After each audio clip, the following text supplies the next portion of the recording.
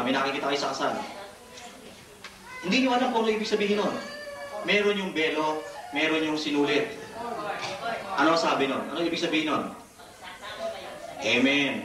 Ang pinagsama ng Diyos ay hindi dapat paghiwalayin ng tao. Ngayon, maaaring kaya nyo bigyan ng kahulugan.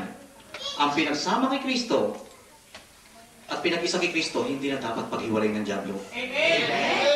Kaya yan, lahat ng uri ng karamdaman, lahat ng mga maling kaisipan, lahat ng mga maling paniniwala, pag naisuot natin yan, yan ang magtatanggal lahat sa atin.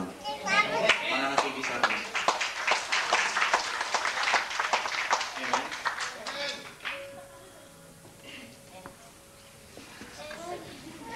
Okay lang, Brad. Okay lang yung background.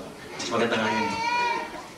Kaya mga kapatid, kaya nga sa pagpatuloy na pagtayo-tayo ko rito, maaaring nung nakaraang taon, 1998, alam nyo na kung saan ako nagpunta. Niloob ng ating pumay kapal. Ngayong 1999, hindi ko na naman alam marahil kung saan niya ako dadalhin. Pero sa magdalangin ko lamang, kahit saan ako makarating, magkakasama tayong lahat. Walang bibitaw. Walang bibitaw. Kaya nga, sa taong ito, ang sabang dalangin natin, tayo mismo,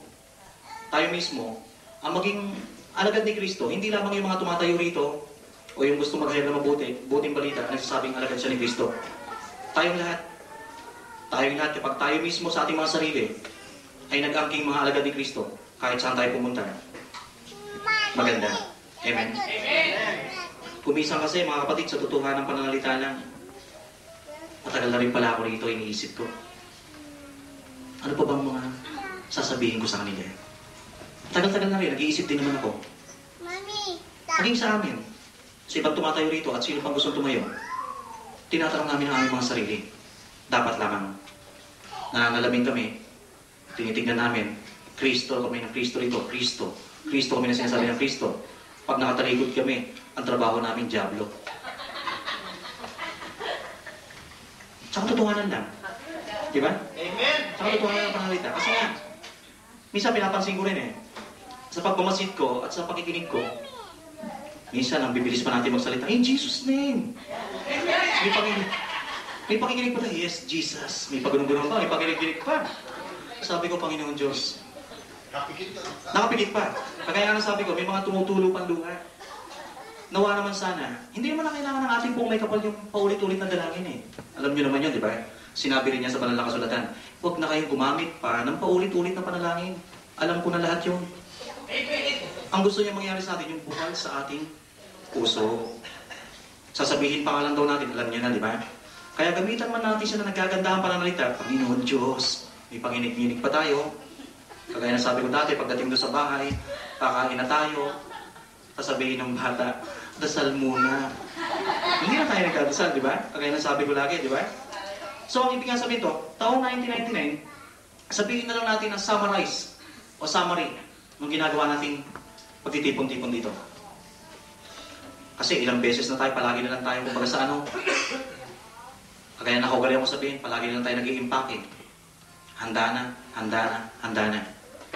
Pagkatapos, tagal naman dumating, tatanggalin na naman yung mga inimpake. Ang ibig sabihin, nagbago na raw sa sarili niya. Nagbago na. Maya-maya konti, may nakagalit na naman. Amen? Di ba? Kaya mapapansinin nga natin ngayon, para bumalik ang grasya sa atin, para bumalik, magmahalan tayong lahat. Amen? Dahil sa atin maaninag ang tunay na mga anak ng Diyos. Kaya nga kuminsan, iniisip ko, sa gospel natin yun, pansinin nyo, napakasimpleng talinghaga nun. Marami pa rin ba sa atin dito ngayon ang hindi pa rin nakakaunawa ng talinghaga? Umamin na, wala namang masama Okay, maganda yung maamin. Kasi minsan, ang tagal na natin sa gawain. Sasabihin ng ilan, ang lalim mo na. Bakit? Unawain natin mabuti yun. Simple-simple lang ang salita ni Jesus. Hilingin natin sa Kanya para maunawaan natin. Hindi ba? Kagaya ito, talinghaga ito sinabi niya, ako ang tunay na puno ng ubas. Ang aking ama ang tagapag-alaga. Pinuputol niya ang mga sangang hindi namumunga. Ang ibig sabihin, tayo ang mga sanga. Kapag wala kang bunga, puputulin ka, matutuyo, at ihahagi sa apoy. So, di ba napakasimpleng talinghaga? Amen? Kaya nga lagi niya sinasabi, makinig daw, may pandinig. Eto, minsan nagtawanan sila, mga kapatiran natin doon. Nagbigay ako ng simple-simple. Nilikha niya ang tao, may isang ulo. Binigyan ng 2 kaisipan. Dahil kinain ni Eva at ni Adan yung prutas na nagbibigay ng kaalaman sa mabuti at masama. So nagkaroon tayo ngayon ng 2 kaisipan. Mag-isip na mabuti at mag-isip ng masama. Ngayon lagi nagtatalo yan. Mabuti at masama. Binigyan tayo ng 2 paningin. Pag lumabo ang isa, maliwanag pa isa. Kapag lumabo parehas, magpatingin na siya. Amen? Ngayon, pansinin niyo to. Pansinin niyo nga ito. Binigyan tayo ng 2 tenga. Hindi man makaunawa yung isa, maaari pa rin makarinig yung isa. Maliban na magkaluga siya. Di ba? Pansinin niyo? Di ba? Ngayon, binigyan niya tayo ng 2 kamay. Nagkamali man yung isa, may pagkakataon pa rin para ituwid ng isa. Di ba? Binigyan niya tayo ng 2 talampak, ng 2 paa.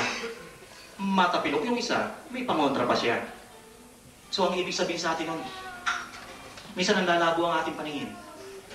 Hindi natin maunawahan. Di ba? Pero kung hihilingin natin sa Kanya, maaninag natin ang lahat.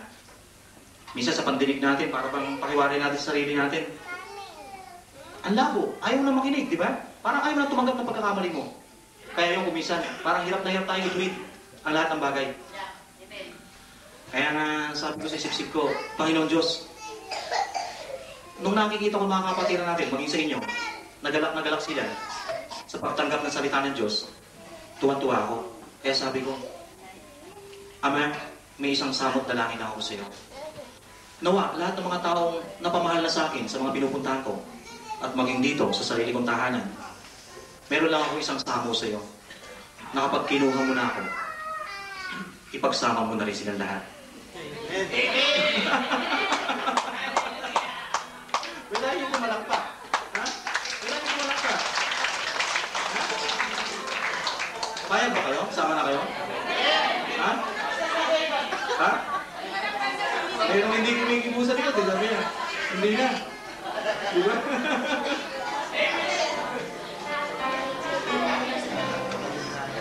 Mga kapatid, sa mga pagsasalita ko ngayon sa inyo,